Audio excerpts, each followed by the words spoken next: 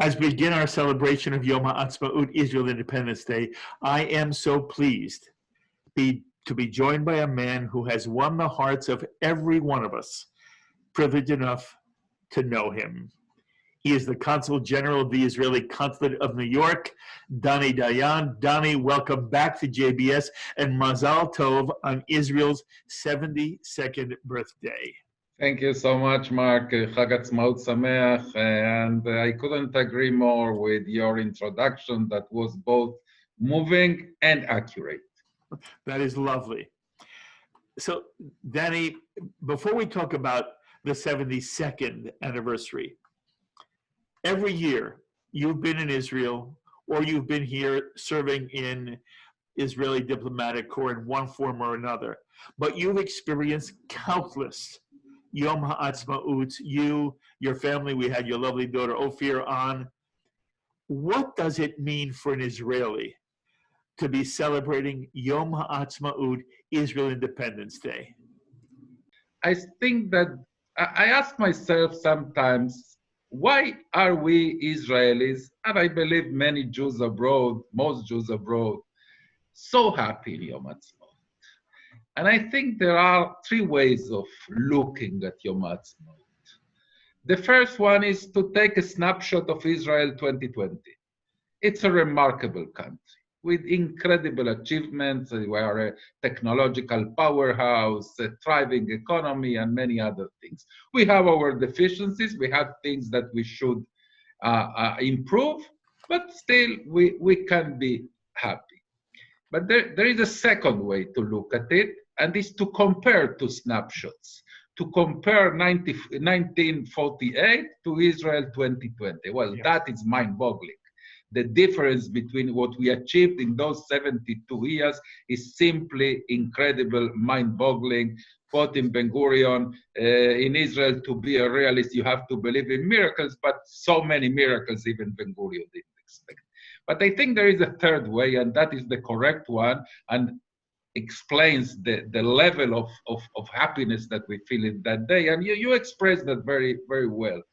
And it's not one snapshot, not two snapshots, but the entire film. The entire film that started 2,000 years ago, and where you see the entire drama of the history of the Jewish people, 2,000 years of persecution, oppression, discrimination, incredible, cruel efforts to make us forget our homeland and to make us forget our Judaism. And then the lowest ebb of all of them, the Shoah, the Holocaust. And then these generations that we have an independent, thriving, secure, robust state.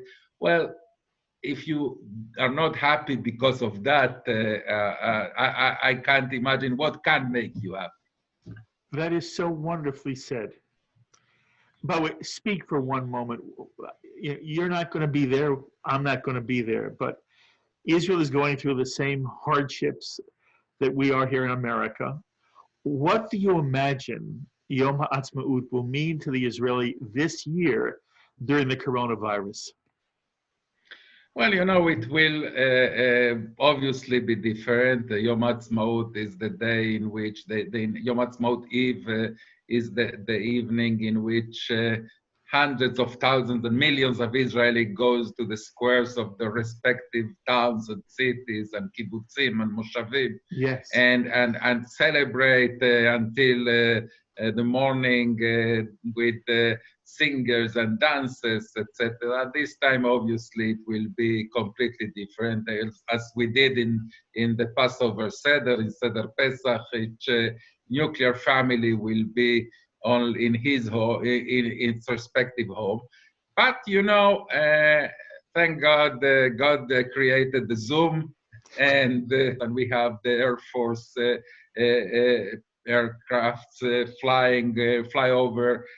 This time over the hospitals, the medical centers that give care. They are the first responders of this Yom Haatzmaut, of this event, the coronavirus, and at the evening, the Israel Prize ceremony. So we have a structure of that ceremony, yes, that makes us one people. Dani, I want to ask you one sort of serious question. In America, patriotism is something that many people find problematic. I wonder the extent to which, if you and I were celebrating together in a normal year with the Israeli people, to what extent at this point in time is there a real sense of patriotism on Yom Haatzmaut? That's a good question. I think that what you just described about the United States exists also in Israel. Sometimes, the love of the country and the love of its flag and anthem and symbols are considered something outdated or not progressive enough.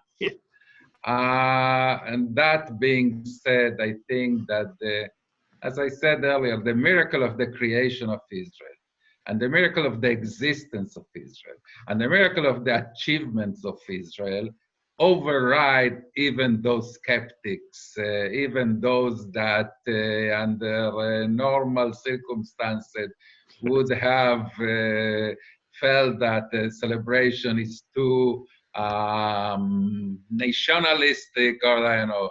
I think that the vast majority of Israelis, and I hope also the vast majority of the world jury, feel that there is so much to celebrate here. Absolutely. And to remain indifferent to it is really almost impossible. Beautifully said. All right, my last question for you. I want you to give me one memory of when you were either a child or a young person. Well, I wasn't born in Israel. So actually, as a child, I celebrated Yom Haatzmaut in my native Buenos Aires, Argentina. Obviously, we made a celebration both at home and in the Hebrew school that I attended as a child in Buenos Aires. That was a very Zionist, Hebrew-speaking school. But I think that the most remarkable Yom Haatzmaut that I can remember is my first Yom Haatzmaut in Israel. 1971, I was then 15. We lived then in an absorption center for Olim Chadashim in Bat Yam. Going out with my newly acquired friends in the high school in Bat Yam to the square, the central square of the city, to celebrate Yom Haatzmaut is an indelible experience, something that stays with you for your entire life. I want to say to you, on behalf of all of us who have had the privilege of having you as our Consul General in the greater New York area. You are beloved, and you're beloved for a reason. So I want to say to you what I know every person who knows you would want to say to you, Dani. Mazal Tov for all you do for the state of Israel and the Jewish people as a whole. You represent Israel to us. And so on behalf of JBS, we say to you, happy birthday. Thank you for creating this marvelous Jewish home and state of Israel, and for all you have done to help the state of Israel grow. May you continue to have good health, long life, called Tuva Hatzlacha, and I want you to extend JBS's I have the entire JBS audience ask you to extend on our behalf best wishes to anyone you speak to in Israel on Yom Haatzmaut. Thank you so much, Mark. I appreciate it. It will be most probably my last Yom Haatzmaut in New York. I must admit that this is not the way I expected to bid farewell to New York in quarantine and in a lockdown, or as Governor Cuomo says, New York imposed. But I am sure that we will have many other opportunities, even when I come as a visitor, to meet again. You will always be welcome. You be well. You and I will see each other soon. Thank you again. Thank you so much. Thank you. Chag Sameach. Chag Sameach.